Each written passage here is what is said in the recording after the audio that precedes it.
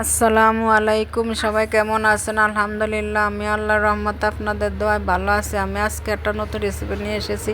অনেকে জানেন, তা ভাবলাম আপনাদের সাথে শেয়ার করি। আজকে আমি ধুন্দুল ভাজি করে দেখাবো খুবই সহজে। আপনার কি কোন নামে চিনেন জানি না, তবে আমার পিকটা দেখে সবাই চিনে নেবেন। কী বলে যে প্রথমে প্যানে তেল দিয়ে দিছি, আর কাঁচামরিচ সামান্য, আর পেঁয়াজ দিয়ে দিছি মাঝারি সাইজের একটা। এগুলো এখন হালকা ভেজে নিচ্ছি। এখন সেই দুলগুলো দিয়ে দিছি। দেখেন আপনার চিনে কে কোন গ্রামে কোন বাসায় বলেন, এটা আমাদের গ্রামে দুন্দুল বলে। এই দুন্দুল ভাজিটা অনেক টেস্ট এবং মিষ্টি মিষ্টি লাগে, সবার কাছে পছন্দ।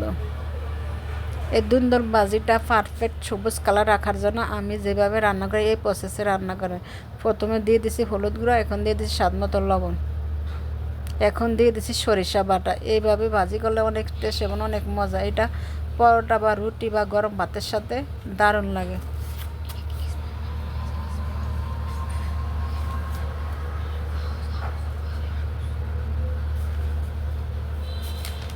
এইভাবে নেড়ে ছেড়ে দিচ্ছি, কারণ এইটা আগে আমি শসা পরিষ্কার করে নিয়েছি, কারণ তা না হলে ধুইলে পানি বের হয়ে যায়, তাও পানি বের হবে। এই সবজিটা আগে পরিষ্কার করে তারপর শসা ফালিয়ে নিতে হয়।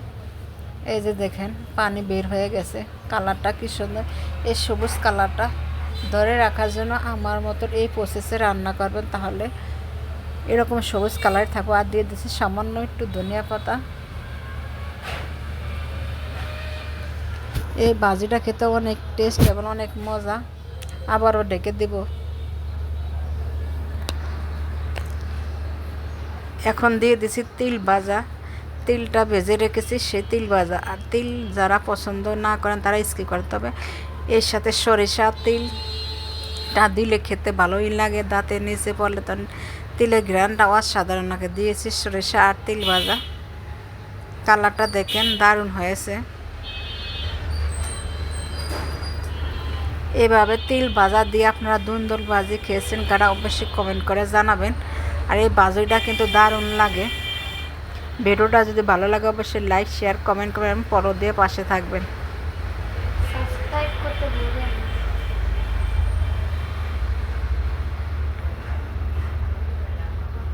এই যে আমার ভাজিটা একদম রেডি হয়ে গেছে। আমি আপনাদেরকে দেখে এই যে পানিয়ানির লুকটা, পেস্টটা এই জন্য আদা সিদ্ধ করেছে যা ওই সাথে থাকবে। কালারটা দেখুন তিল দেওয়াতে দারুণ হয়েছে। এভাবে কারা তিল দিয়ে সরিষা দিয়ে ধুন্দুল ভাজি করে খেয়েছে অবশ্যই কমেন্ট করে জানাবেন। আমি আবারও বলছি, কালারটা কিন্তু দারুণ হয়েছে। এইভাবে আপনারা ধুন্দুল ভাজি করে খেতে পারেন, আর সবুজ কালারটা থাকবে। ভালো থাকবেন, আল্লাহ হাফেজ, আসসালামু আলাইকুম।